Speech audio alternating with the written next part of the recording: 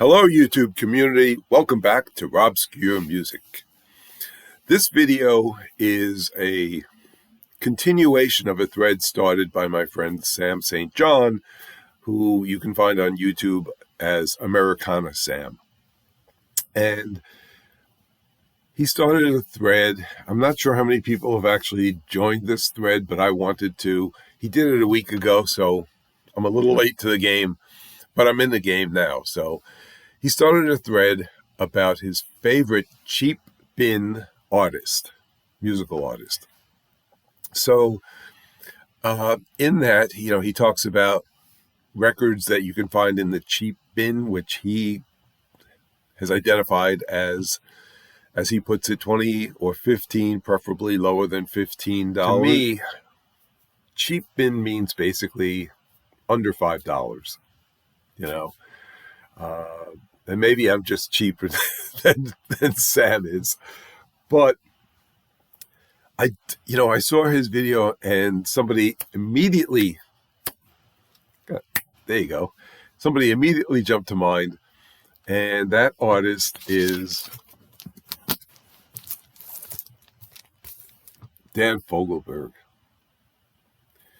Now, Dan Fogelberg, and I'm sure a lot of you know who he is. You're probably familiar with his more popular songs. He did have 16 studio albums from 1972 until, I think, 2009. An album that was released posthumously. A decent album, but honestly, I feel like his first album, Home Free, is good, but he stepped it up a lot with the next album, Souvenirs, and that's actually the one I just showed. This has the song Part of the Plan, which was, I want to say, somewhere around 32, 33, so it broke into the top 40, but then he kind of quieted it down for a while until this album, his first collaboration with Tim Weisberg, who is a jazz musician, plays a flute, I believe. Yes, he does play the flute.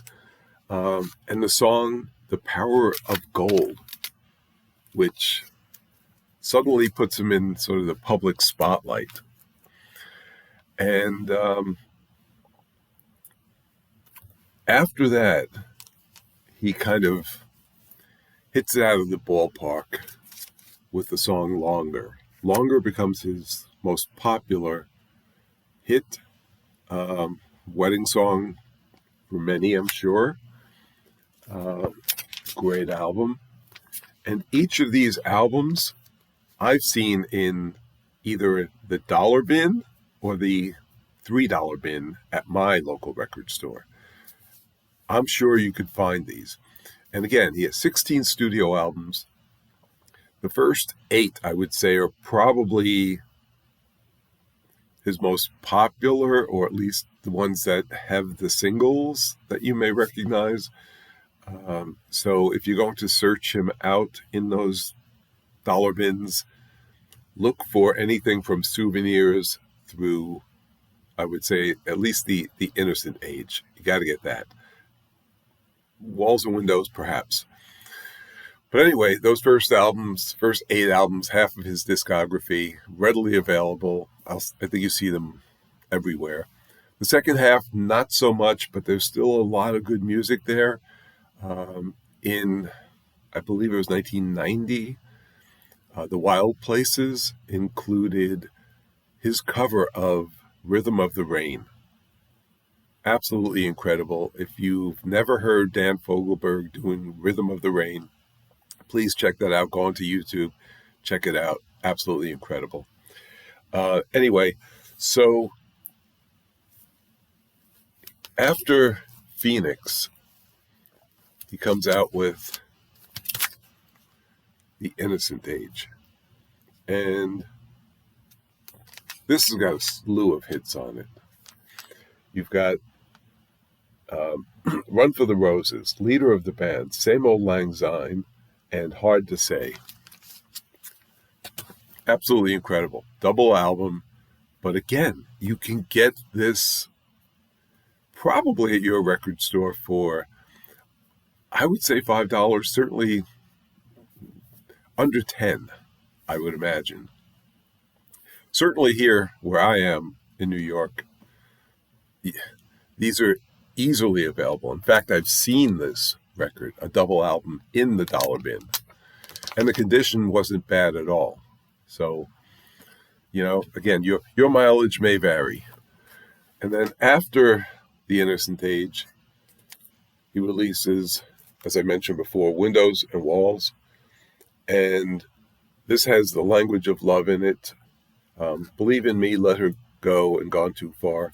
But I think The Language of Love was the more popular. That may have, I don't think it made the top 10, but it certainly made the top 20. It could have been somewhere around 14 or so.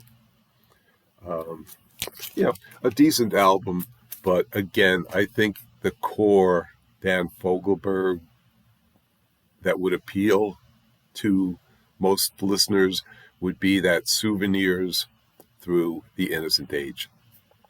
So if you're going to pick up those, say, 5 albums, each under $5, that's a good investment, a good addition to your musical collection, in my mind.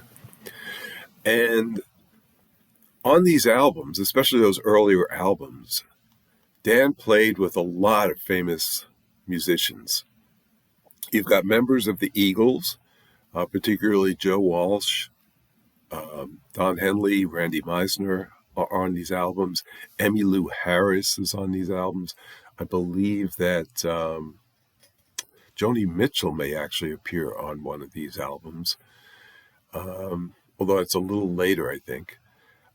You've got Vince Gill, Ricky Skaggs, Kenny Passarelli, a bass player who had joined the Elton John band for a while. Russ Kunkel, absolutely fantastic drummer.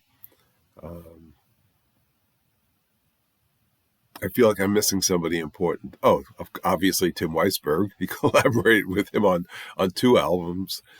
Graham Nash was also involved in a couple of the songs.